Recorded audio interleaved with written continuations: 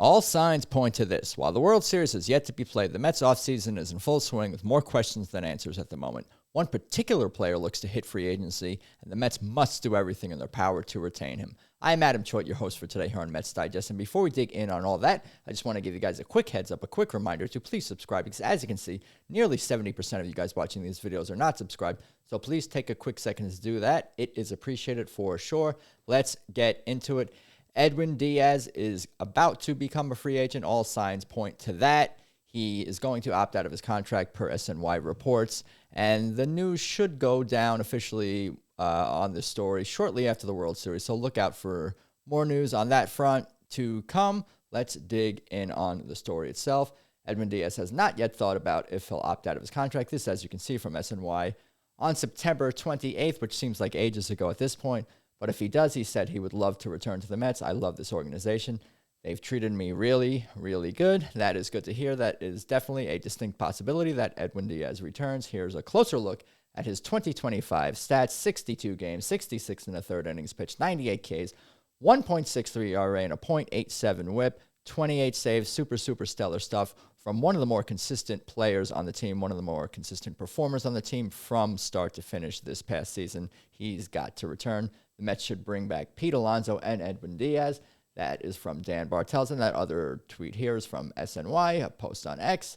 And I agree here with Dan Bartels that the Mets should definitely bring back Pete Alonso and Edwin Diaz. I would love to see it. Here's a look at the top free agent relievers this offseason. Edwin Diaz, Robert Suarez, Raisel Iglesias, Andres Munoz. Some of these are club options, as you can see. Ryan Helsley, Devin Williams, Kenley Jansen, Tyler Rogers, Emilio Pagan, Kyle Finnegan, Sir Anthony Dominguez, Sean Armstrong. Do you guys like any of these names on this list? What do you think about these names on the list? Feel free to let me know in the comments. Edwin Diaz deserves to be at the top. He is at the top, and I am hopeful that he returns to the Mets this season. Let's dig in on the story a little bit more here. Edwin Diaz contract prediction should be an easy choice for the New York Mets. Bleacher Report's Joel Reuter wrote an October 16th article that predicted the biggest contract players would receive this offseason.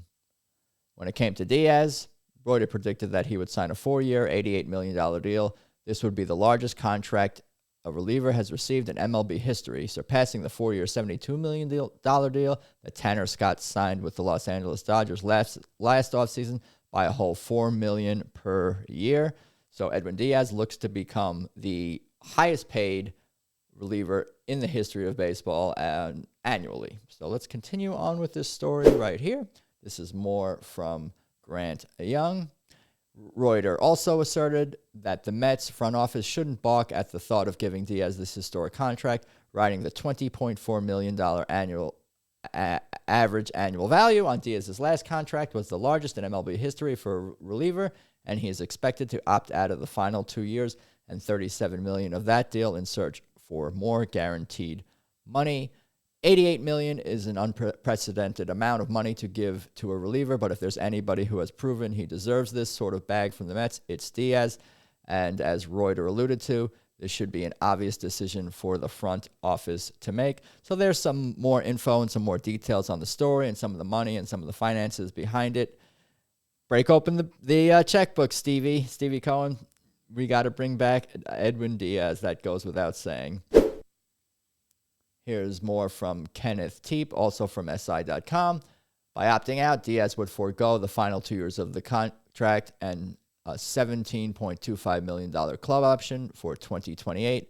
Although he hasn't officially made this decision yet, it is a no-brainer for him to lock down more guaranteed years at a higher rate, given his level of dominance.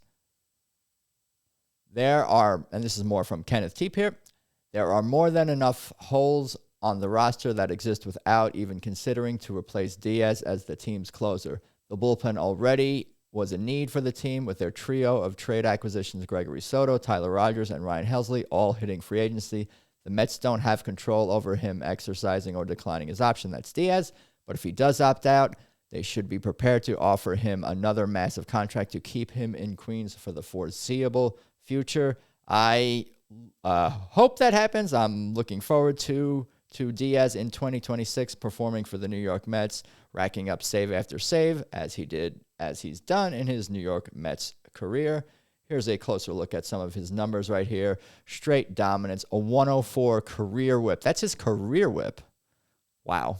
Super dominant, super incredible, 2.82 ERA. Stellar stats. Look at this right here. 839 Ks and 519 innings. He has more strikeouts, way more strikeouts than innings pitched every single year of his career. Super dominant dude from the time he stepped on a field in Seattle till the time he stepped off the field for the Mets in 2025. So yeah, you got to bring back Diaz. Here's a little closer look at his postseason numbers. Of course, small sample size, just 11 1/3 innings pitched.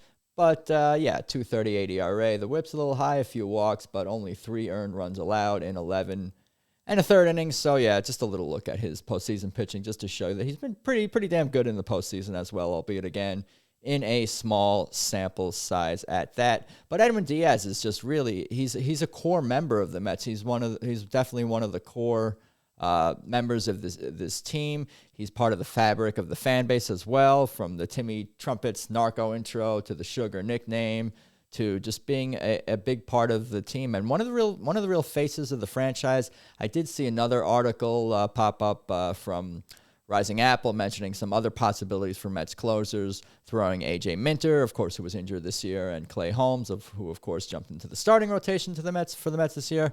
And they echoed as well Kenley Jansen as a possibility. But I would rather not an injured pitcher. I would rather not, or a pitcher coming off injury. I would rather not someone in there who's, really doesn't have experience closing. And I do not want a pitcher who is over the hill like Kenley Jansen. So Diaz is clearly the choice for the Mets to bring him back, even if he is going to be paid at an all-time value for relief pitchers. But what do you guys think? Let me know what you think in the comments. Share, comment below. Let me know what you think about Diaz. Do you hope to see him back in the blue and orange in 2026? Again, comment, share, do all the things, and let's go Mets, and subscribe too. Thank you.